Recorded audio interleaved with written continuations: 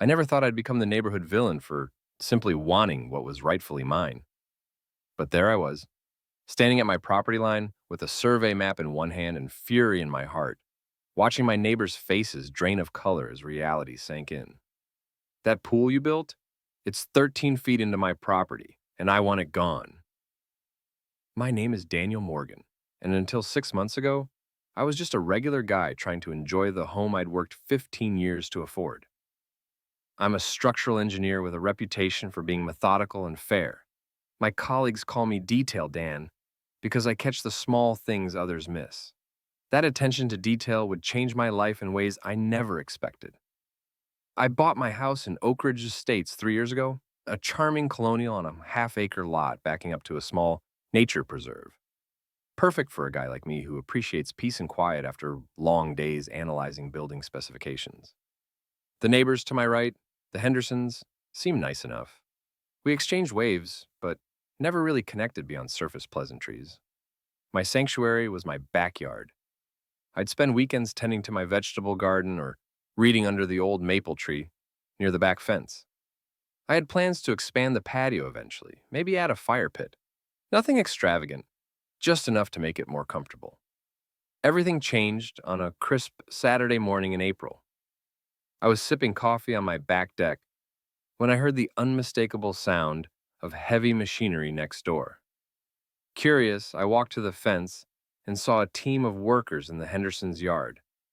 A massive yellow excavator was digging a huge hole near our shared property line. "Morning, Dan," called Robert Henderson, waving enthusiastically from his deck. "We're finally putting in that pool we've been dreaming about. The kids are going to lose their minds." "Congratulations," I replied, trying to match his enthusiasm. "That's quite a project." "You bet. 20 by 40 with a hot tub and waterfall feature. Should be done by July 4th. We'll have you over for the inaugural splash." I smiled and nodded, but something felt off. The excavation seemed awfully close to my property line. Very close. "Hey, Robert," I called. "Did you have a survey done before starting?" His smile faltered slightly. "We use the fence as the boundary. That's accurate, right?"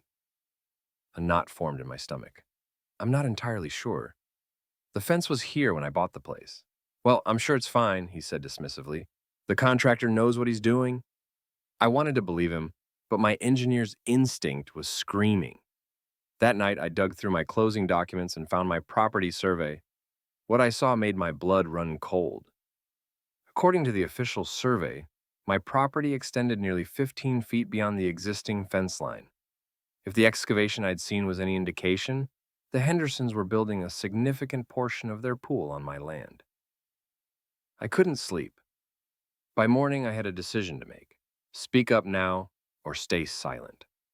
Confrontation isn't my strong suit, but neither is letting people walk all over me. I decided to approach Robert with the survey in hand. "Robert," I said, showing him the document, "there might be a problem with the pool placement. According to my survey, the property line is actually about 15 feet beyond our fence." He glanced at the paper, then laughed. "That can't be right. The fence has been there for 20 years. I understand, but legally, this survey defines the boundary. I think we should pause construction until we can get this sorted out."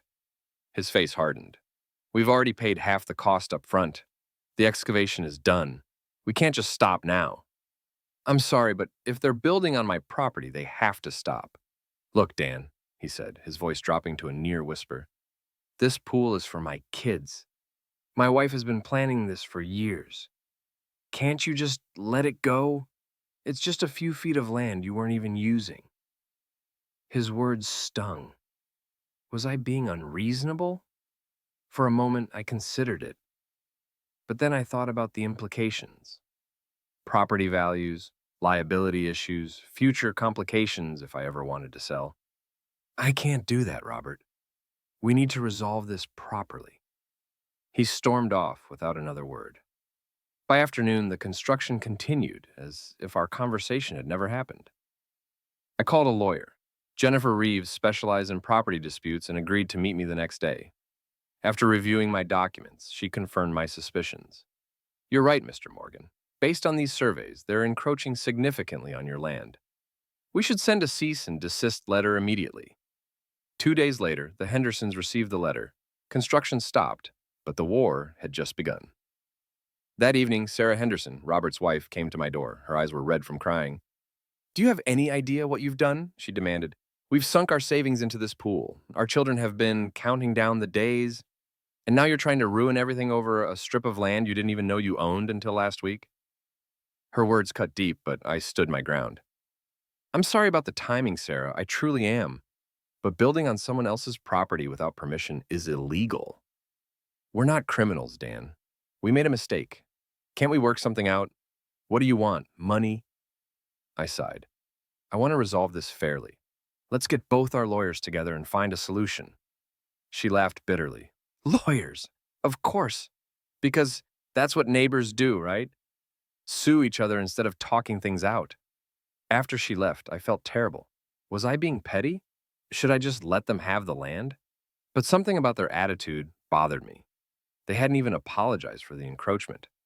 Instead, they were making me feel like the villain for protecting my property rights. The next day, I found a flyer in my mailbox. It had my address and a message. "Neighborhood bully stops family's dream pool for spite." Someone had distributed it to every house on our street. My phone started ringing. Neighbors I barely knew were calling to express their disappointment. Some suggested compromises. Others were more direct in their criticism. By evening, I felt isolated in my own home, questioning my decision to stand up for myself. The following week was worse. I found my car scratched in the grocery store parking lot. A bag of dog waste appeared on my front porch. When I walked down the street, conversations would stop and people would avoid eye contact. I was becoming the neighborhood pariah, all for insisting on my legal rights. Jennifer advised me to document everything. "This kind of community pressure is common in property disputes," she explained. "Stay firm. The law is on your side." I tried to focus on work, but the stress was affecting my performance. My boss noticed my distraction and called me into his office. "Everything okay, Dan? You've seemed off lately." I explained the situation, expecting sympathy. Instead, he frowned. "Sometimes being right isn't worth the battle.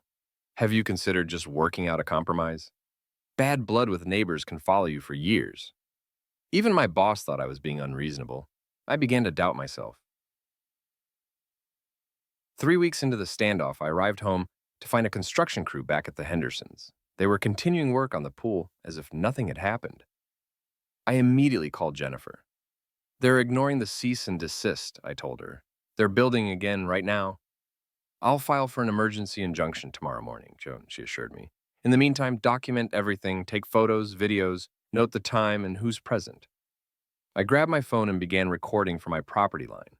Robert spotted me and marched over, the construction foreman trailing behind him. "What the hell do you think you're doing?" Robert demanded.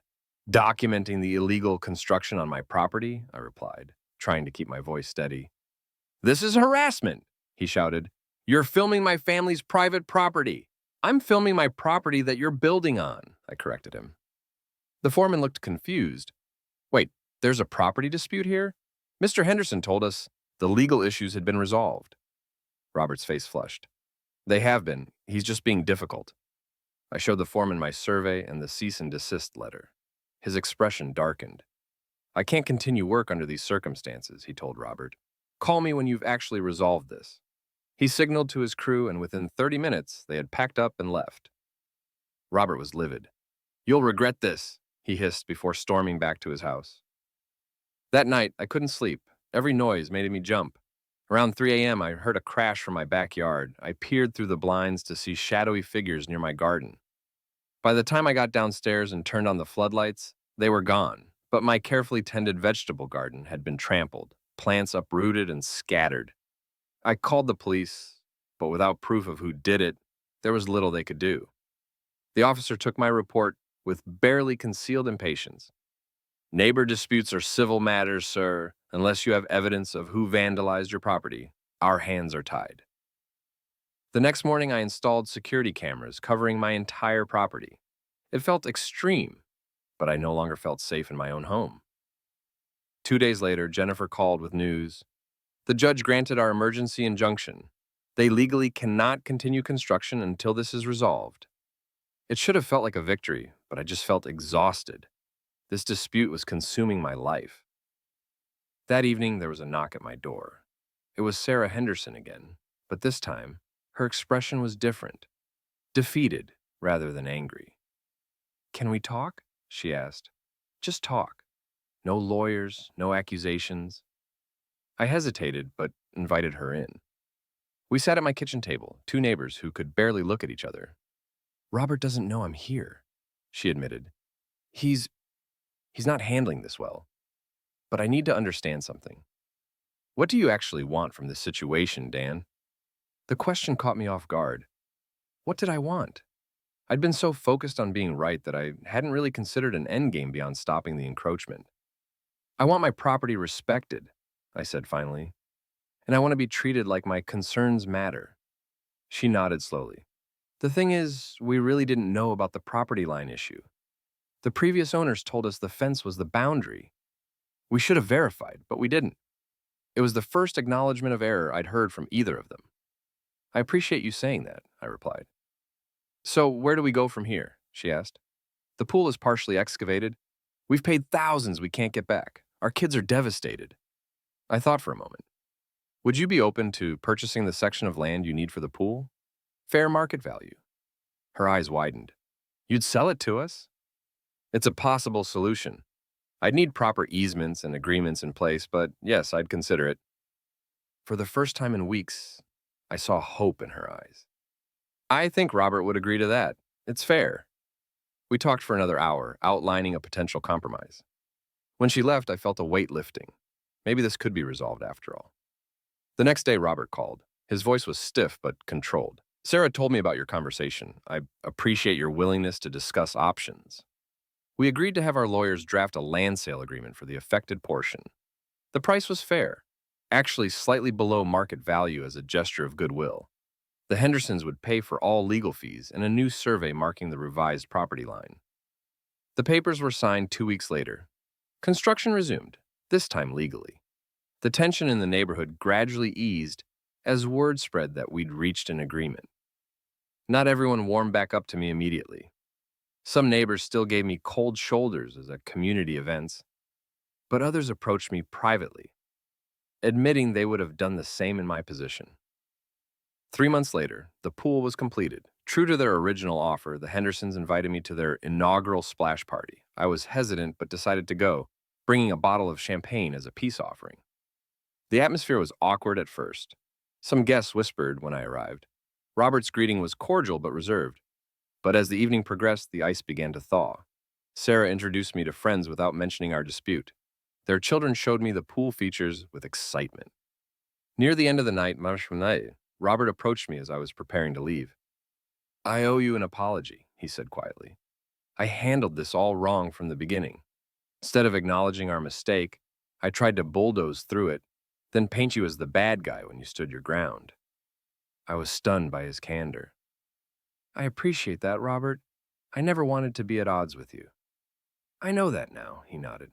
"For what it's worth, I respect how you handled it. You were firm but fair, more fair than I deserved, honestly." We shook hands not as friends yet, but as neighbors who had found a path forward. As I walked home that evening, I reflected on the past 6 months. I'd lost my garden, endured community ostracism, and spent thousands on legal fees. But I'd also discovered my own boundaries, what I was willing to fight for, and what I could compromise on. The following weekend, I was working in my yard when Robert came over with 2 beers. He handed me one, without a word, and started helping me rebuild my vegetable garden beds. We worked in companionable silence for hours. It wasn't a grand gesture or a dramatic reconciliation. It was better than that. It was an acknowledgement that neighbors, like the fences between them, require maintenance and respect. A year later, things had settled into a new normal. The Hendersons and I weren't best friends, but we'd developed a mutual respect. They kept their pool parties reasonably quiet, and I occasionally accepted invitations to swim. The property line was clearly marked now, with no room for misunderstanding. Sometimes, standing at the edge of my yard, I'd look at the pool extending into what was once my land and feel a momentary twinge of regret. But then I'd remember the lesson it taught me, that standing up for yourself doesn't have to mean burning bridges. Sometimes it just means establishing clearer boundaries so that everyone knows where they stand. In the end, that's all I ever wanted: clarity about what was mine, respect for my rights, and neighbors who understood that good fences really do make good neighbors, especially when everyone agrees on exactly where those fences should be.